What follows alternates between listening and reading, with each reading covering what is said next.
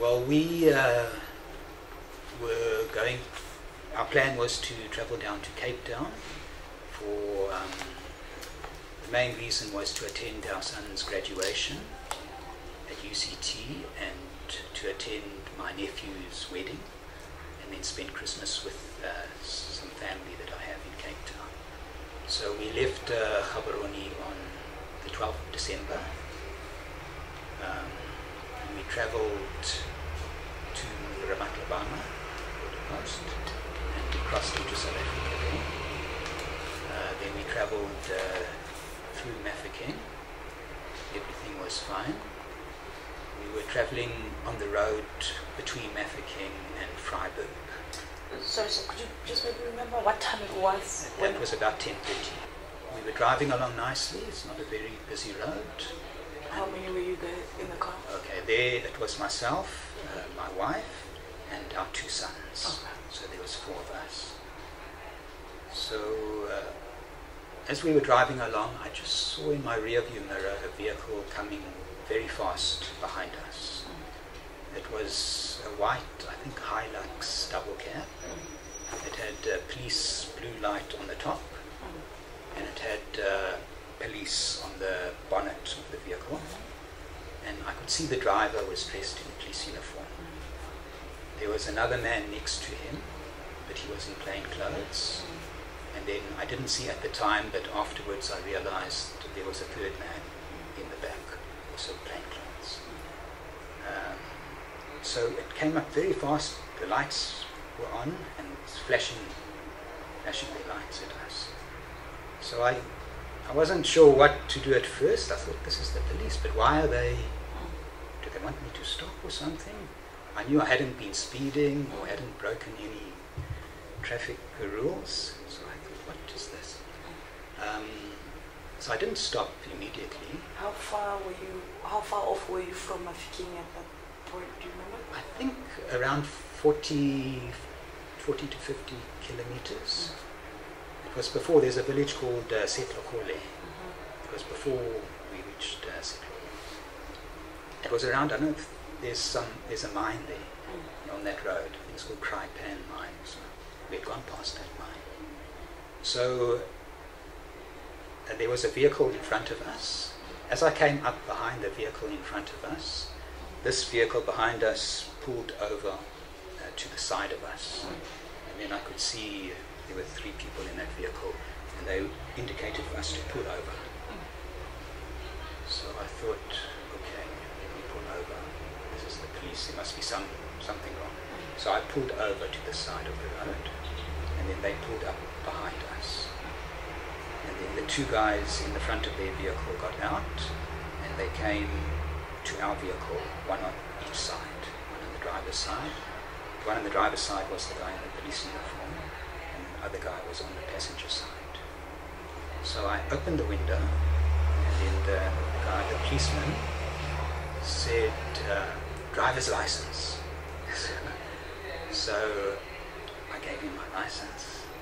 Then he said, why didn't you stop? I was indicating for you to stop. So before I could even answer, he suddenly reached in to the car and took the keys and switched off the engine, pulled the keys out. So that's when I realized there's something wrong. This isn't a policeman. Once he had the keys, because the car was locked, once he had the keys, he opened the car. And then he opened the front, the driver's door, the other guy opened the passenger door. And then they came in. The policeman had a gun. I didn't see the other guy with a gun, but I know the policeman had a gun. So then they started shouting at us, to my wife and I, get into the back seat. The 2 boys were in the back seat, on the back seat, and my wife and I were in the front. So they were shouting, get into the back, get into the back. So we were kind of surprised. We didn't even know what to do. So this policeman, they just hit me in the face and shouting again, get into the back. If you don't do what we say, we're going to shoot you. Get into the back. So my wife and I then got into the back seat. So there was now 4 of us in the back seat.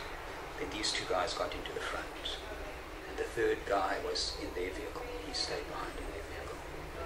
They got into our vehicle, then turned around and started driving back towards Mafeking. And the third guy was in their vehicle following us. So when we got to that mine, there's a big mine dump, there's a side road. So they turned down the side road and they drove a few kilometers down the road and then pulled off onto the side of the road. They pulled off the road and they started demanding, they wanted money, they wanted cell phones, they wanted bank cards and so on. So, and they kept threatening, do what we say, we're going to, otherwise we'll shoot. I don't remember if we said something, but suddenly this guy, the policeman, who was now in the driver's seat, he just turned around and he just fired the gun, sort of towards our feet, our legs. And then they were shouting, money, bank cards, cell phone, laptop, and so on. While they were doing this, 2 other cars came past, and we tried to call to attract the attention of people in the other cars. So I think they thought maybe they had been seen. So they got back into the car, and then turned around and went back towards the Mafeking road. Again, they were shouting at us to keep our heads down. They put a blanket over our heads. And we went through a small village, then we went onto a dirt road, and then they drove into the bush. And the vehicle that was following us, the policeman, he was following their vehicle. But somewhere along the line he disappeared. So it was now just these 2 guys. One had a mask on, the other guy. So they stopped in the bush and then they started searching. A few minutes later the other guy came. He was now changed out of his police uniform. The lights had gone, the police sticker on the bonnet had gone. So then they started searching the car. They took money, they took our bank cards, cell phones, laptop, camera, watches. They searched through all our luggage. They took a few items of clothing, some Christmas gifts, whatever they could find, sunglasses. I had a toolkit, they took that. They were demanding then the PIN numbers for the bank cards. So at first we all gave them different wrong numbers. And they were saying, okay, they're going to send somebody to the bank, others are going to stay with us.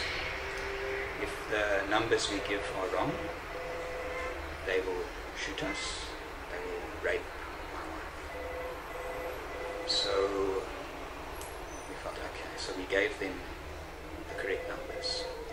Except I only realized later,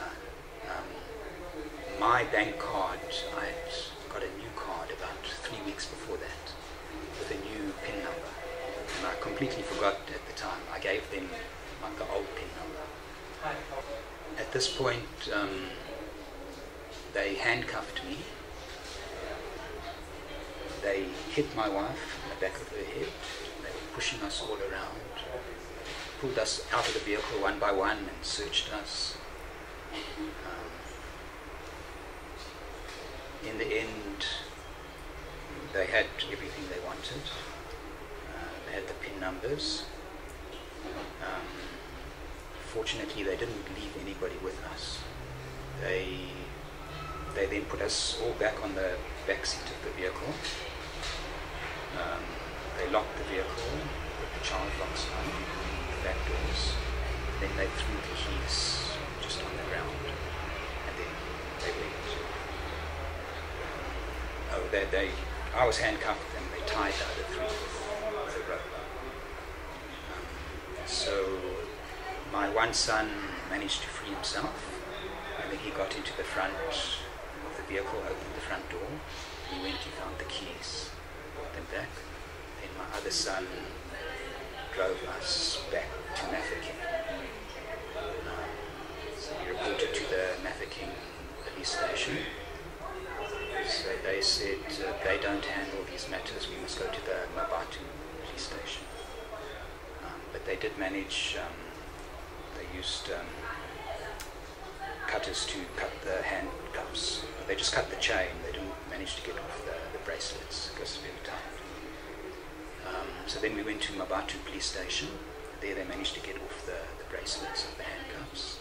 Then we went to the banks to stop the cards.